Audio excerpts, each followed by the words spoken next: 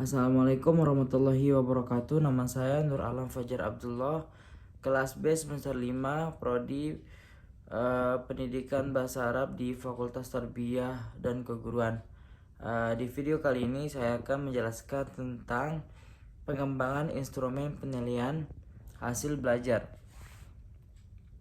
Langkah-langkah dalam pengembangan instrumen penilaian hasil belajar melibatkan pembuatan tabel spesifikasi, yaitu menentukan ruang lingkup materi, proporsionalitas soal berdasarkan taksonomi Bloom, dan menyusun tabel spesifikasi.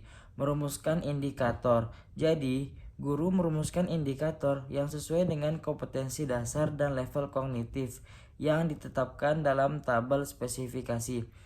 Merumuskan soal, guru membuat soal tes objektif dan isai berdasarkan indikator yang telah dirumuskan. Uji coba soal yaitu melakukan uji coba di lapangan untuk mendapatkan data empiris tentang kualitas butir soal. Analisis butir soal.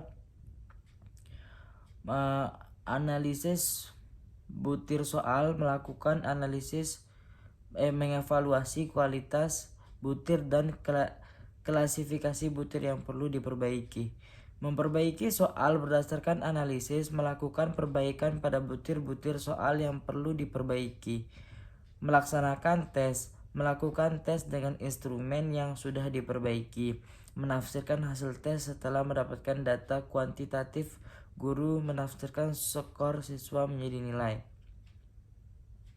Analisis hasil tes belajar. Salah satu menganalisis hasil tes adalah dengan menilai tes yang kita buat sendiri yang dilakukan sebelum atau setelah tes ini diberikan kepada siswa. Menurut Suharsimi Arikunto, ada 4 cara melakukan penilaian terhadap tes yang kita buat sendiri, yaitu dengan mengajukan beberapa pertanyaan. Yang pertama, apakah banyaknya soal untuk setiap pokok bahasan atau tema sudah seimbang atau belum? Pertanyaan ini penting karena berkaitan dengan keterwakilan materi pelajaran. Dan yang kedua, apakah soal yang diberikan sudah sesuai belum dengan materi yang sudah disampaikan di kelas? Pertanyaan ini penting karena berkaitan dengan validitas konteks. Pengelolaan nilai hasil belajar.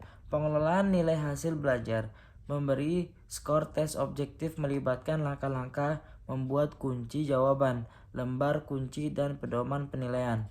Scoring tes objektif dapat menggunakan metode dengan atau tanpa hukuman dengan rumusan khusus untuk soal multiple choice. Pada tes subjektif isai, skor dapat diberikan berdasarkan standar absolut atau relatif tergantung pada jenis tes isai. Pemberian skor dan nilai pada alat evaluasi non-tes. Alat evaluasi non-tes seperti observasi, angket, dan jurnal digunakan untuk menilai aspek afektif atau sikap. Penilaian sikap menggunakan rentang 1-4 untuk berbagai teknik penilaian. Pengelolaan hasil penilaian untuk kerja atau praktik. Nilai harus penilaian untuk kerja dihitung dengan rumus nilai skor sesungguhnya atau skor maksimum ideal kali 100. Pelaksanaan program tindak lanjut. Program pembiayaan, program pengayaan adalah program yang diberikan kepada peserta didik yang mencapai atau melampaui KKM. Model pembelajaran melibatkan mentoring, tutoring, tugas proyek, dan pembelajaran berbasis tema. Langkah-langkah sistematis belajar kelompok, belajar mandiri, belajar berbasis tema, dan pendataan kurikulum. Penunjang keberhasilan mengenai peserta didik dengan kesulitan belajar melalui observasi, angket, dan wawancara. Memahami faktor penyebab kesulitan belajar dan melakukan usaha perbaikan